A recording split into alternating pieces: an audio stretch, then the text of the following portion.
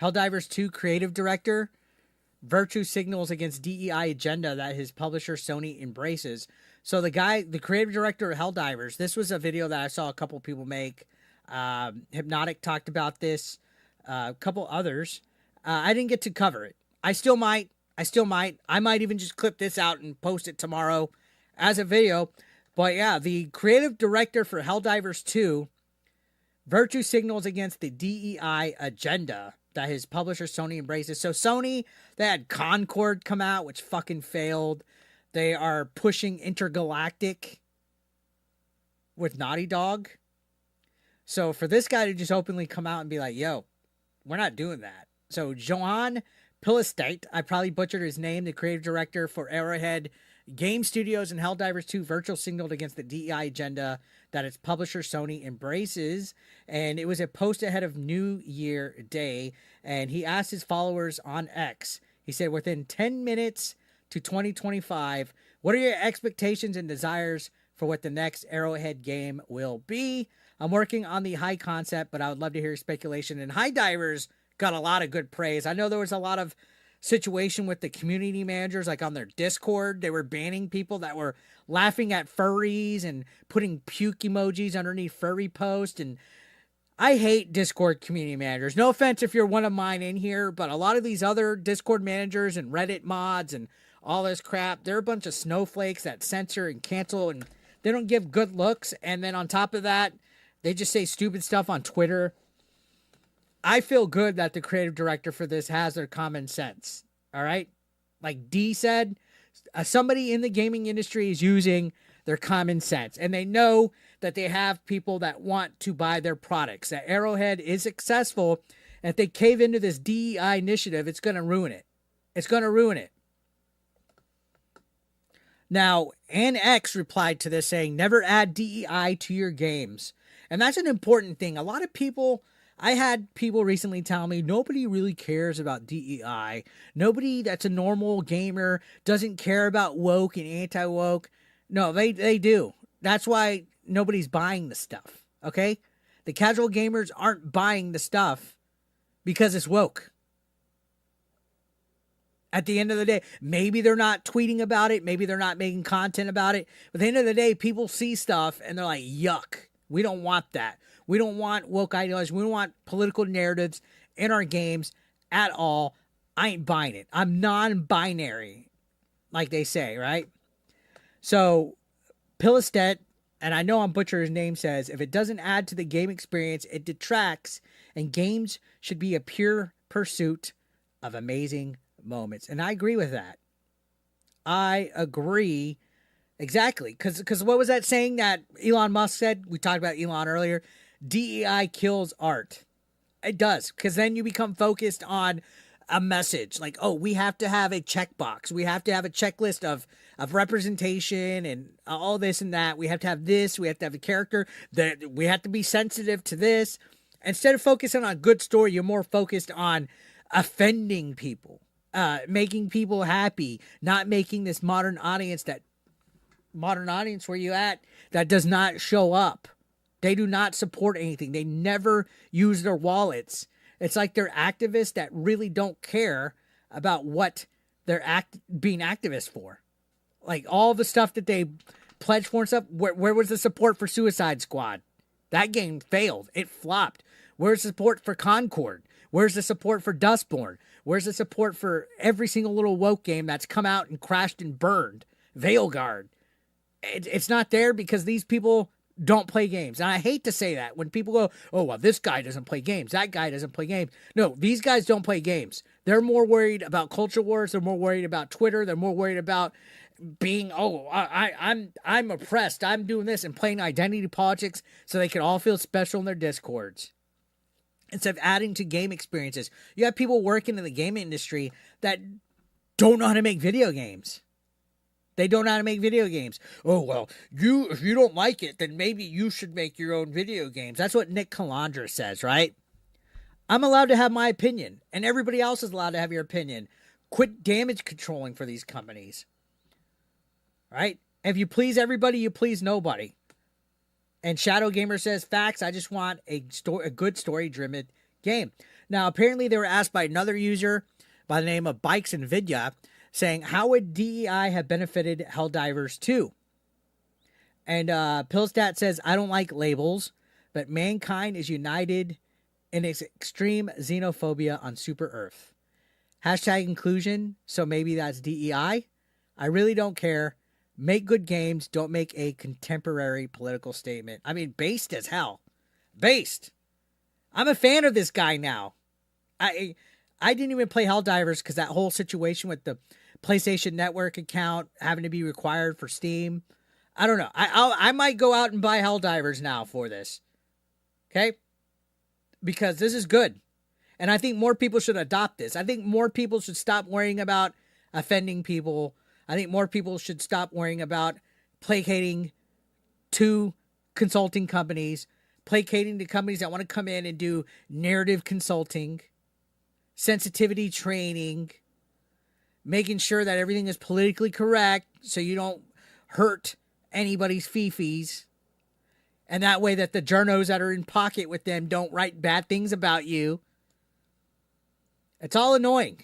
It is all trash. It's all unnecessary garbage.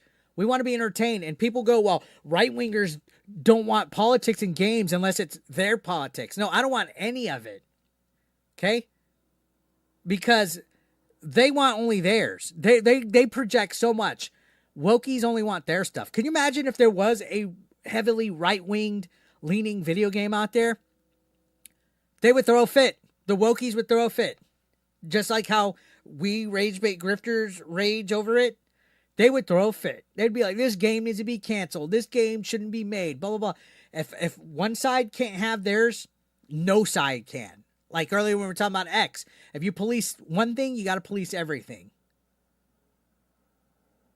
You got to police everything. So I would have no problem. Would I like it? No. I still wouldn't buy the games that are woke. But if they could have their stuff, we could have ours. And relax on it. But no, that's not how it works.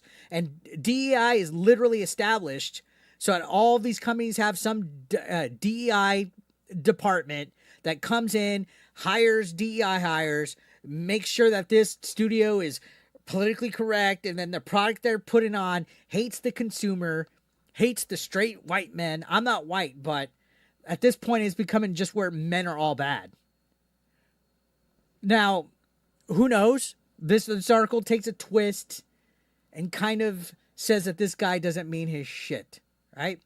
It says, Pilestedt's comments appear to be good on the surface. When you look beneath it, it's apparent they're just a virtue signal and empty. I mean, him calling it out is a good...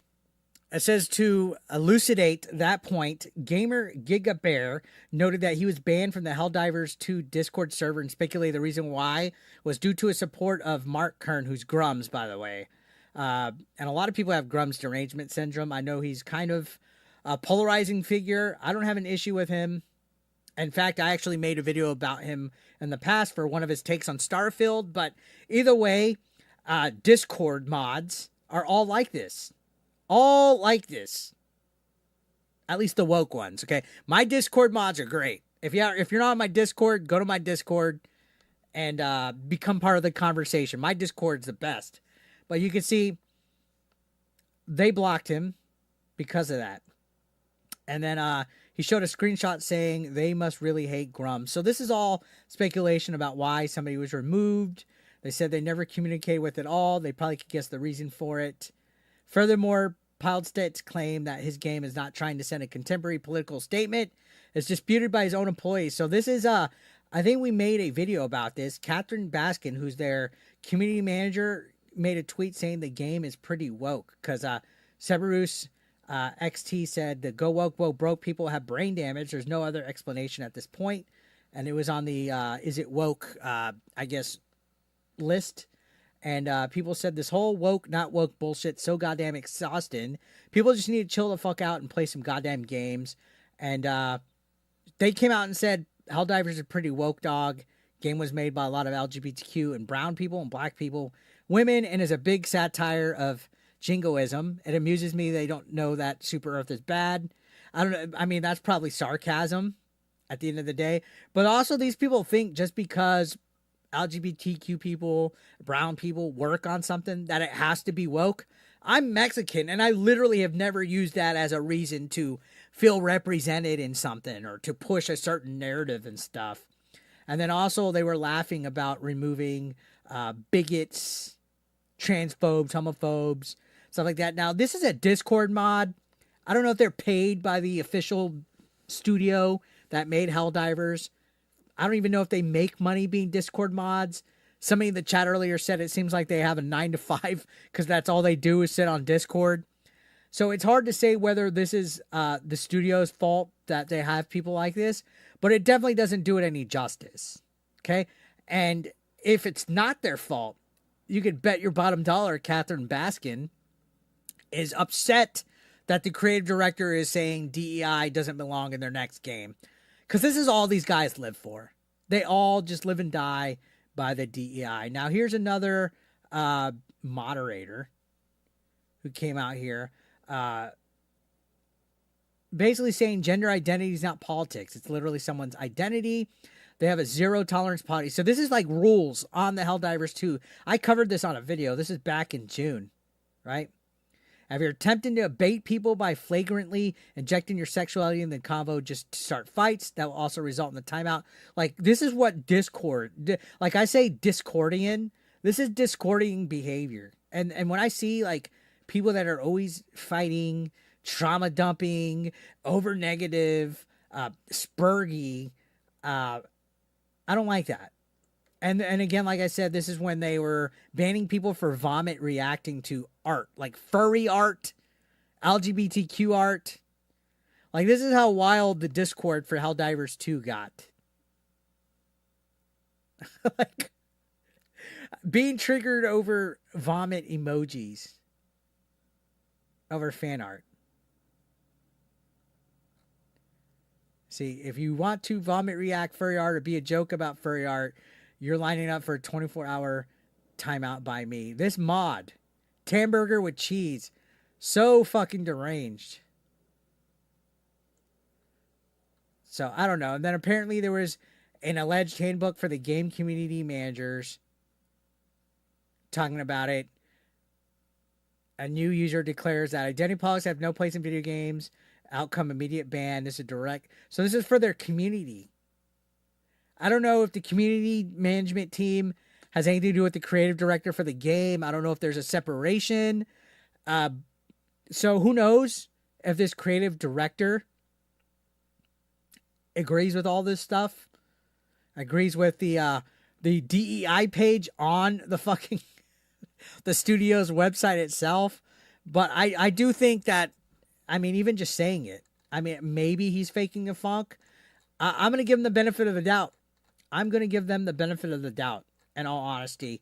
Because, I mean, that's a pretty good call out saying DEI should not be around unless it adds. But that didn't exactly say, you know, a disavow of it. You know, I think one main thing that developers should fucking do and focus on is make sure that inclusivity and DEI and all this doesn't overshadow the gameplay quality. But that's something that's been happening. That's something that we haven't been able to get away from. Literally, like, every game that focuses on DEI misses the mark by a mile, guys. It's almost like they don't know who they're making the video games for. Now, I think if this is his true Pilestedt, I don't even think I'm saying his name right. If this is his real views, I think that I think there's literally a shift, all right? Especially with this election outcome and everything, there's a growing resistance against DEI, especially if it's performative, which again, like I said, I feel a lot of people are performative with their DEI efforts. I feel that they're just doing it so that they could not get canceled, right? Does that make sense? Like, oh, I'm gonna make sure I fall in line, and they call us grifters. Like, they call us grifters because we're saying what you guys want to hear. We're rage baiting the correct news and saying the right views for you guys so that you're happy and you don't cancel us. When they're doing that, when they literally are making sure they're following woke ideologies, woke narratives, promoting DEI, having POCs, LGBTQs, just so they don't offend anybody. Is that not technically their definition of grifting? I would say that's exactly what it is. So I think it's hard being a consumer because we obviously want to have fun when we're playing something. Now, should certain writers and authors and people that make games have their creative expressions and stuff? Sure, okay? But when it becomes too overwhelming and it replaces the gameplay and the actual narrative and stuff like that, that's when it becomes a problem. And especially when they start attacking the consumer. Like, I would, if a studio wants to be woke, go ahead. But when I start seeing old tweets come up about crusty white guys and Trump and rage baits and right wingers and you're fucking fighting with right wing YouTubers that are giving an opinion, that's where it looks bad. When you're telling people you mad, bro, and stuff like that, when you're getting involved in culture war instead of just making games, that's when it's like, okay, cool. You're entering the dungeon. You're entering the Thunderdome. You're not immune to criticism at that point.